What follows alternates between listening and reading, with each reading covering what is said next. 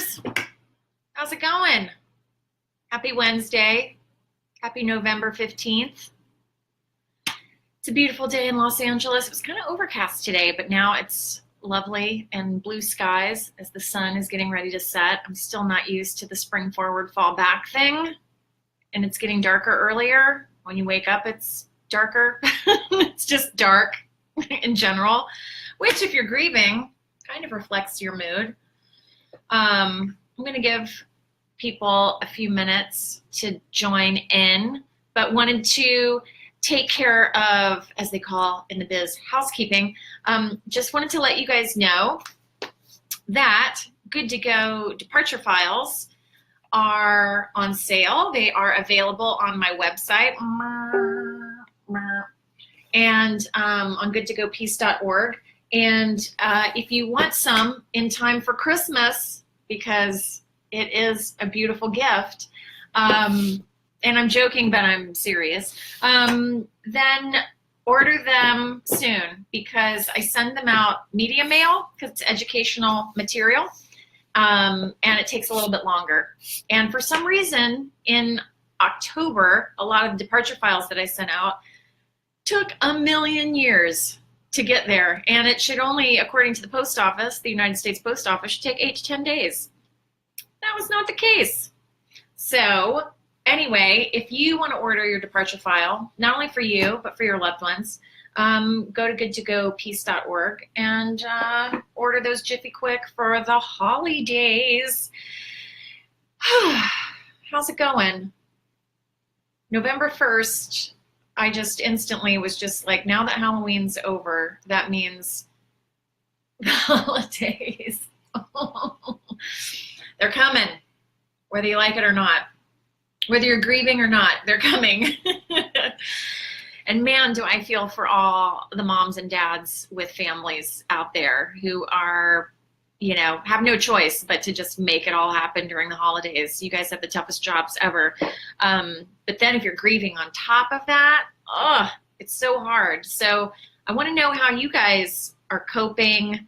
If you guys felt the nanosecond after Halloween was over, if you were feeling a little down, feeling a little blue, feeling a little melancholy like me, and what did you do about it? I am just starting to go back to yoga, and it's been a year and a half, I guess. I mean, since right before my dad died, basically, the last yoga class that I took. And, you know, after grieving his death, after that being like the third death in the death cavalcade, the death of Palooza that was my life, it was rough. So I just, I laid down a lot. I napped a lot, put in a lot of quality couch time. I'm sure you guys know what that's like. And I just finally felt it was time. And I think you'll feel that it's time, you know, when you know. I was just talking to a friend of mine a couple days ago, or maybe it was last night. I think it was a couple days ago anyway, who's recently been grieving a deep loss in her family. And we were just talking about like how to prepare for the holidays. You know, for her, it's the first Christmas without her loved one. And as I was driving around yesterday, running some errands in LA, I just thought, oh yeah, this is the first Christmas after my dad died. And it's not, it's the second. And I just thought, well, what the hell was I doing the first Christmas after he died? And I went to London. I used to live in London, England, for about 7 years back when dinosaurs roamed the earth, also known as my 20s. And I was used to spending holidays there without my family. So I just felt for the first Christmas after my dad died, especially after having no family left, I thought, well, let me spend the holidays somewhere where I'm, you know, where not being around my family wasn't an issue, you know. And I just felt it would be less traumatizing if I went over there. And it was, and I'm glad that I did.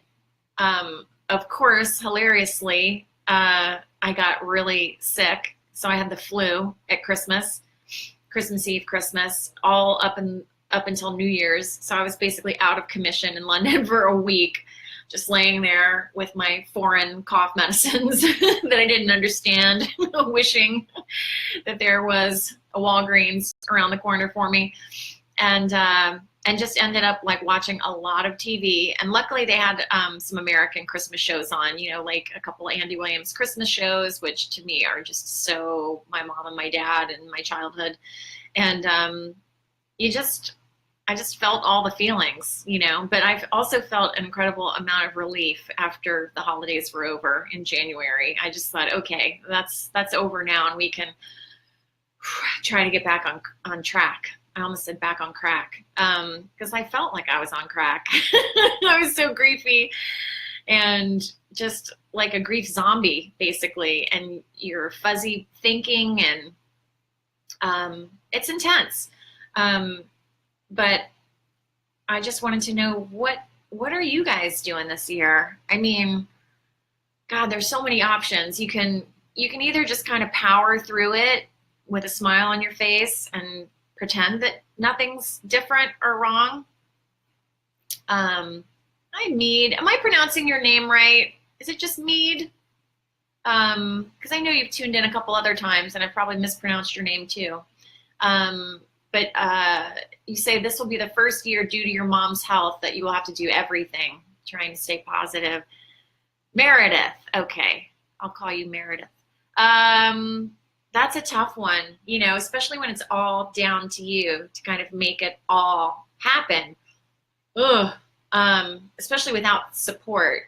But I was talking to my friend who's grieving, and you know, there's something about grief, and it doesn't matter if it's your mom or your dad or your brother or your sister or, you know, your partner, that it makes you feel alone, even when you're with people, even if you have supportive friends. You just feel stone cold alone, you know? And so when you are alone and you have to kind of do everything for yourself, you know, by yourself, it's tough. I mean, that's a great, you know, we should do, we should have a Facebook Live in the coming weeks about being single and grieving, because I'm single and went through all of the deaths of my family as a single person, and it's rough. Yeah, so back to the holidays, you know, so gosh, Meredith, you got to do it all by yourself. Ugh. But look, you know, it'll be worth it for your mom, and, you know, it's just one of those things where, you just have to get through it. You don't have to know how you're going to get through it, but you just do. And, I mean, if there's any kind of genre of music that will make you want to get on the bridge and hike one leg over, it's Christmas music. I mean, it's just all nonstop family in your face. You know, families need to be together, families need to be happy, need to be joyful. A lot of Christmas music is so melancholy. You know, I'll see you in my dreams. You know, I'll be home for Christmas, if only in my dreams. Oh my gosh, I could sob thinking about it. Like, Christmas music and country music is not the greatest music to listen to if you're grieving the loss of someone. I found that out the hard way. I just happened to happen on a country station while I was cleaning up my mom's house. And it was all just like, Grandma's not here anymore. And you're just like, okay, what? I need to switch it up, maybe put on some rock and roll, some upbeat rock and roll to get me through cleaning everything out. But it's the same thing with Christmas music. It's just so melancholy, and, you know, I'm just thinking of like Nat King Cole and Frank Sinatra, and all, you know, it's just like, and I used to love Christmas music. I mean, I was one of those freaks that like the day after Thanksgiving, I'd be listening to Christmas music and, you know, decorating the house and putting up the tree. I don't know if I can do Christmas decorations this year. I don't know. I mean, I have Christmas lights around the rock pad where I live. I'm in my kitchen right now. I have Christmas lights all year round because it's Christmas every day, because I enjoy the mood lighting. But as far as the other decorations, I'm not sure if should I do a tree? Oh, I don't know. Hi, Becky. Becky says Christmas music is so hard. Our son died at birth 4.5 years ago. And all of the baby Jesus songs still really, oh my gosh, don't even listen to Away in the Manger. Just run as far as you can to heavy metal or something. I'm so sorry for your loss. Man, the holidays, and it just it just feels like there's this huge magnification of your loss when there are holidays around. So obviously next week is Thanksgiving, or as people around the world call it, Thursday. So I'm just wondering, are you guys doing it up? Are you making the turkey and all the trimmings, or do you think you might just hide at a Chinese restaurant somewhere? I don't know. Sometimes I cook for, the odd stray person in Los Angeles that's, away from their family. But even those things, I mean, we were talking on the Good to Go page a couple days ago about, it's bittersweet. You make all these recipes that your mom always made or your grandma always made. And they were, for me, they bring me closer to my mom and my granny and my dad when I make their recipes or make something that I know that they liked or they enjoyed. But on the other hand, people were saying, actually, the recipes, it's really painful. It's really painful to make my mom's favorite, tart cherry pie if she's not there, so I can understand that too. I just think it's different for everybody, and whatever you feel you need to do, that's the right thing to do. And you're allowed to, take people up on an offer to spend the holidays with them and then change your mind the day of. You might wake up and feel extra griefy and think, oh my gosh, I don't know if I can face dealing with people. I mean, my thing was I didn't want to go over to somebody's house for the holidays, and as everybody is having their normal holiday, I'm the one person that was grieving and, sobbing quietly into my napkin when I see the interaction between the mom and dad and the kids and, stuff like that. It's just like, Amy's so fun to have over for holiday meals, it's just like, so I was afraid that I was going to break down or get emotional or depressed. And so in theory, leading up to the holidays, I would say, sure, I'll come by, yeah, thanks for inviting me, for the 2 people that invited me. And then I just canceled at the last minute because I just thought I can't do it. And also it's just, if you're feeling griefy and sad, to me, comfortable clothing and a TV and a blanket and a pillow are your best friends. That's how I cope. And I highly recommend eating your feelings, as I did. But yeah, it's tough. And also if you know somebody who's lost someone over the holidays, and they're on their own, they're by themselves, invite them over. They might not, accept, they might not come because, like I said, they might be afraid that they might get emotional or they might break down or something like that. But at least reach out, at least invite them over, and just make it a completely, like, it's up to you. We've got plenty of food, so we don't have to make extra. I mean, does anyone ever make an exact amount for just like 2 people? I mean, isn't Thanksgiving the whole point is just to make a buttload of food for an army for whoever wants to drop by and leftovers? But just reach out to them and invite them over, and they might not come, but it's just the gesture, I think, is the main thing, because when you're grieving, you do feel so alone. Even if you've got family members that are still survive, that are with you, or, a spouse that's with you, grief is just a very unique thing. I was just talking to my friend who lost her brother, and even though I've lost a lot of my family, I don't know what that's like, and so I said to her, I was just like, I can't understand what you're going through. And she said, yeah, but you've lost so many people. I'm just like, yeah, but I didn't have your relationship. And, and even though you're married and you're in a family, it's like you can still feel very alone because you're left by the person who passes away. It's intense and it's really complicated. And, you just have to have people around you who are going to go kind of gentle on you and kind of, you know, be patient with your, I was going to say with your ability to change your mind, but I mean with you being able to change your mind, basically, if you don't feel up to it.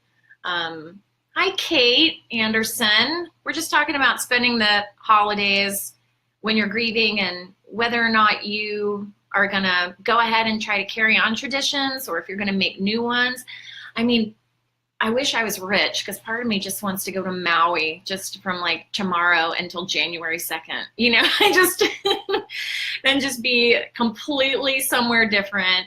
Ann Hutchins Murphy. Hi, Ann. How are you? We're talking about grieving over the holidays. What are you doing for Thanksgiving next week? Are you going all out?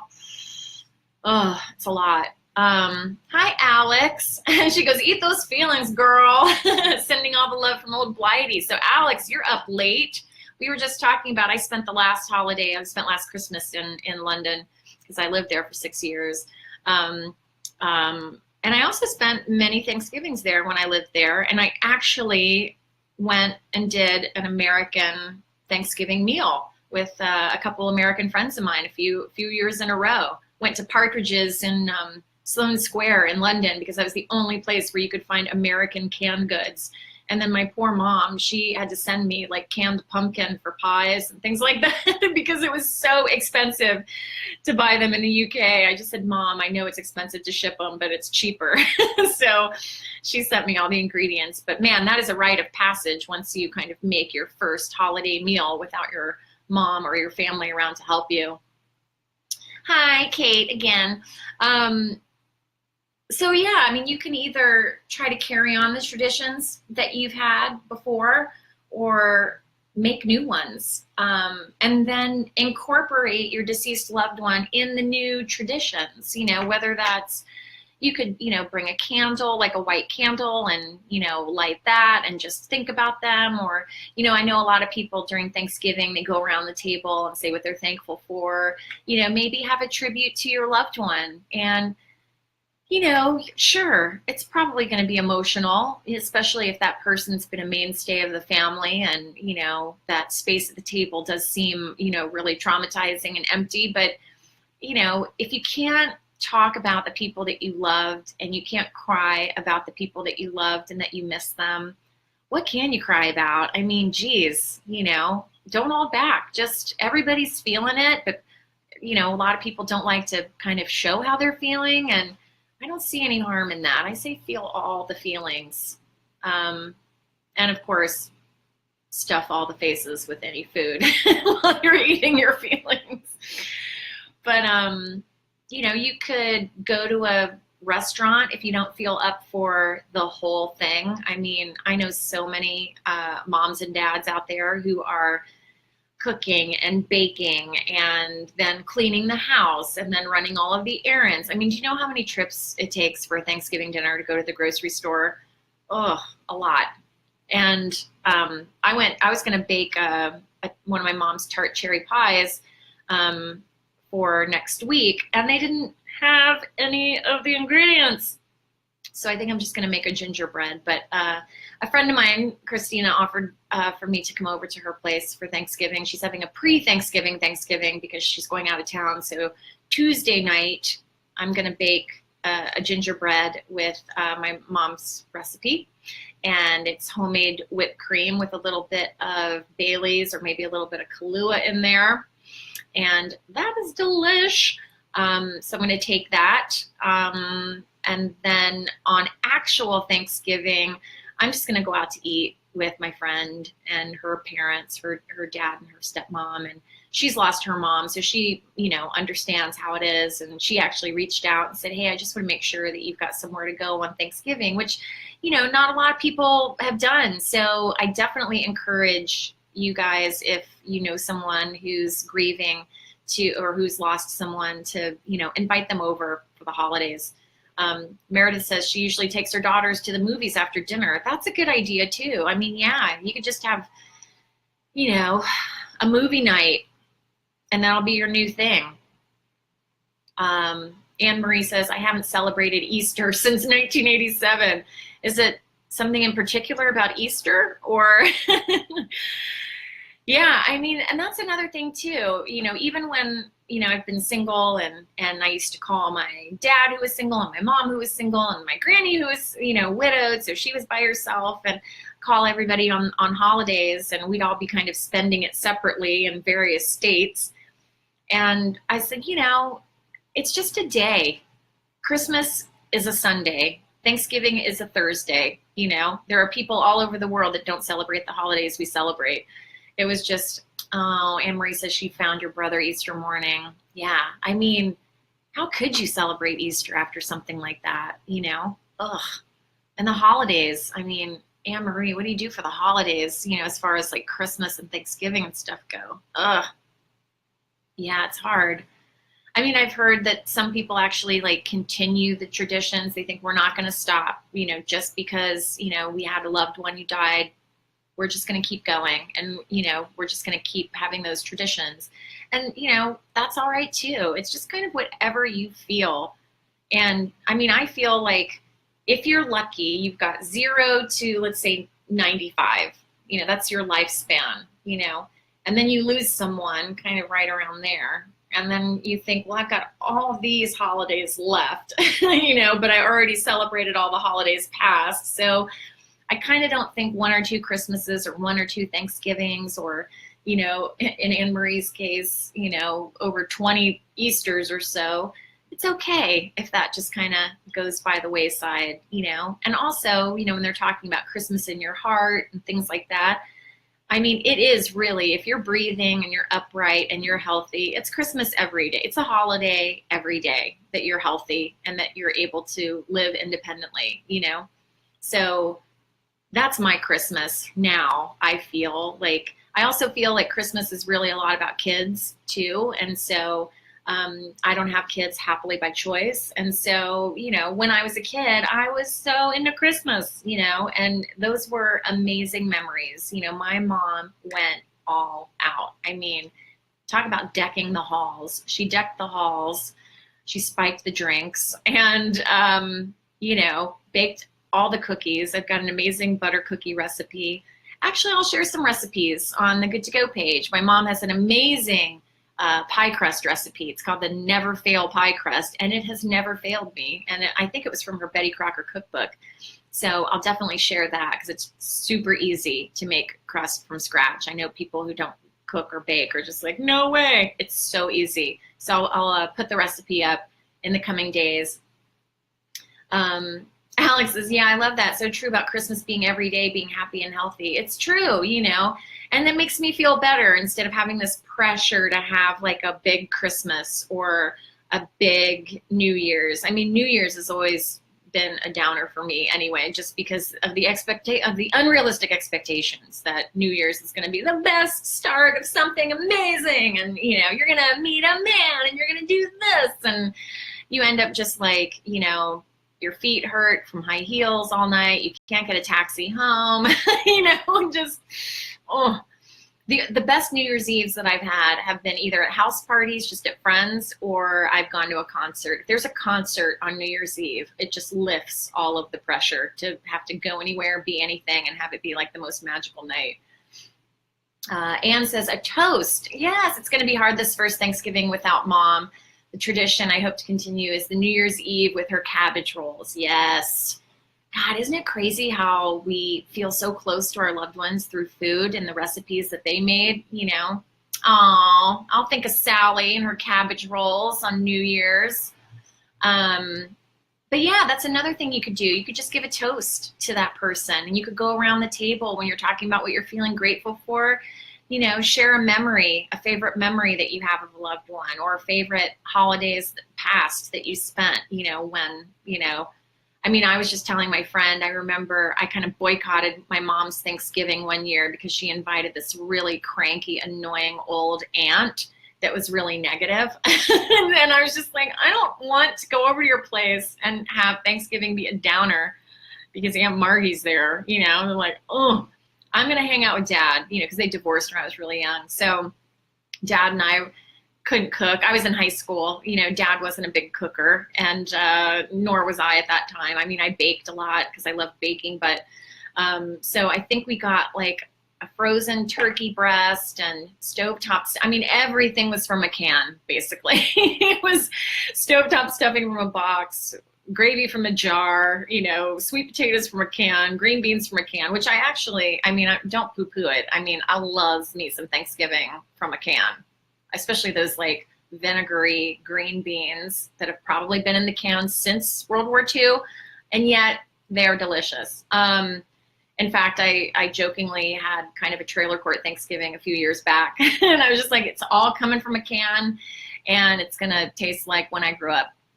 And then my friend came over and she's like, I would have bought you some fresh green beans, or I would have brought actual, I think the only thing I made from scratch was the mashed potatoes. Casey joined. Hi, Casey. We're talking about holidays, and we're wrapping up actually in a couple minutes, but just wondering what your plan is for Thanksgiving and how you're honoring your loved ones, and if you're feeling positive, if you're feeling sad, and what do you do, when you're feeling that way. Casey just called me a love bug. Thank you. I'm a love bug.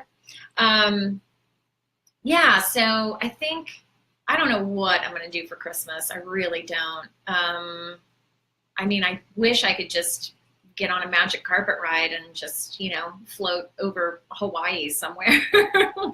Is anyone watching from Hawaii? Can I come over and spend Christmas with you? But I'm a big fan of creating new traditions, but then honoring your loved ones in other ways, whether it's, lighting a candle, or, raising a toast, or writing a letter. I remember one Christmas, it was New Year's. It was the New Year's after my mom died, that I just wrote her a letter. I spent a very reflective, contemplative New Year's Eve. I didn't go out, but I got some champagne that my mom liked, and a couple hors d'oeuvres that she would always make. And I just stayed at home, and I know it sounds so stereotypical. I was journaling. I decided to journal a little bit. Casey says, siblings and I had a laugh about my dad's stuffing and how he started it weeks in advance. Oh my gosh, that's funny that your dad was just like, stuffing time starts now. Operation stuffing, go. My mom would make her stuffing homemade. And now I've kind of adapted her recipe, and I make stuffing muffins. So instead of a casserole dish of stuffing or dressing, I get the muffin tins out, and I put the mixture in the muffin tins. So that way you can just pop one out and have a little stuffing muffin. I'm not making those this year though. I might make them for Christmas, depending on what I do for Christmas, but that's the thing, man. Just hang in there. I mean, it's been 5 years since my mom died. It's been 4 years since my granny died, and it's just been 1.5 years since my dad died, or maybe a little longer. But it still feels really fresh. It still feels like a lot. But maybe I might get my mom had a little like 3-foot silver Christmas tree that I brought with me to California. So I've got that in the basement. So I don't know, maybe if I'm feeling like it, I'll get it out and put a strand or two of lights on there and get out the Christmas decorations. But it just feels like, even getting out the Christmas decorations, you're like, oh, I made this Christmas decoration when I was, 10, and my whole family was alive. And then, it's like, these are the things I think about when you're like decorating, or as I call them, the decorations. Because everything is from my mom and my dad and has memories attached to it. Or even if it doesn't, even if it's just a Christmas ornament that friends gave me when I first moved to LA, like a little palm tree that says 2000, that reminds me, I instantly think, oh, that's when my parents were alive. It's just like, that's how I tell time, is before and after. But anyway, well, thanks for sharing, you guys. I appreciate it. And if you're going to be watching this not live, but you're watching it down the line, still please participate, because it's up to you guys. When you guys share your stories, it makes me feel better. It might make someone else feel better. If you have tips on how you got through the holiday season,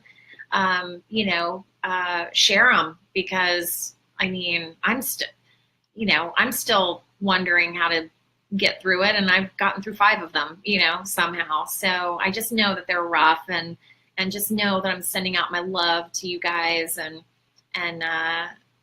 stay strong. I know it's hard, but you're going to get through it, and it's just a day, and just be kind to yourself, and just do whatever you feel is right, and sense of humor is great too. I mean, it sounds like Casey Springhart Wilson and the fam have a good sense of humor, and that's going to help a lot too. I mean, even the last Christmas I spent with my dad in Ohio, in Dayton. I've got my Dayton shirt on. Hey.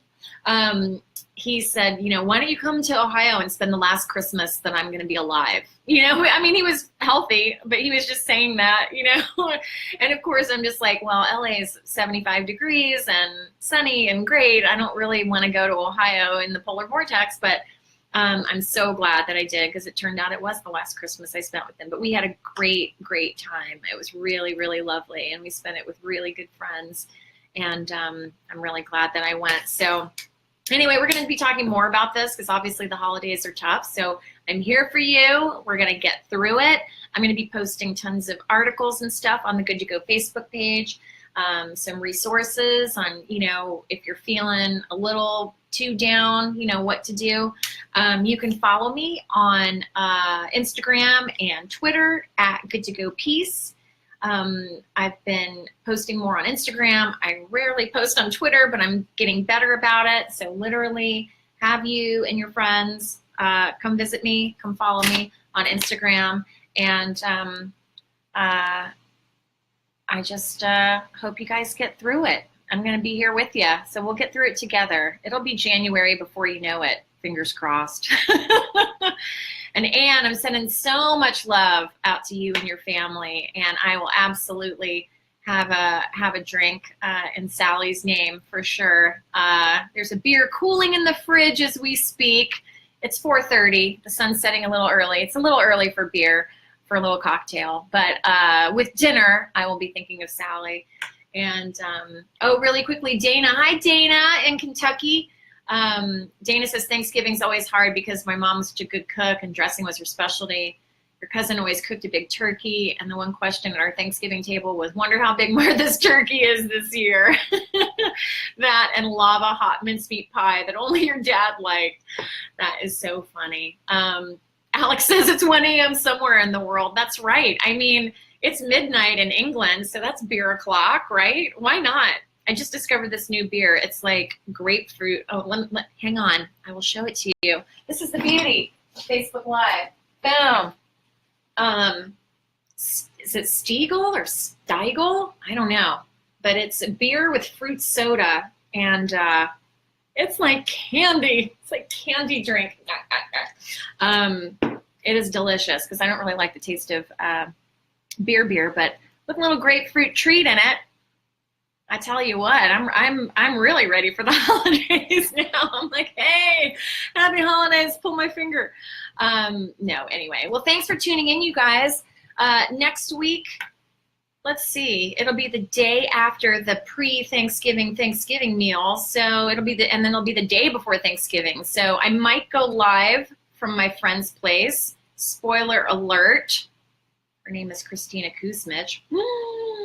So I'm going over to her place on Tuesday, and we might go live together. I don't know if we're going to go live on her page or my page, but we'll cross-pollinate our live pages, and we'll see how it goes. Maybe. There could be something that comes up. I don't even know. Paul McCartney might call me. I might have to leave.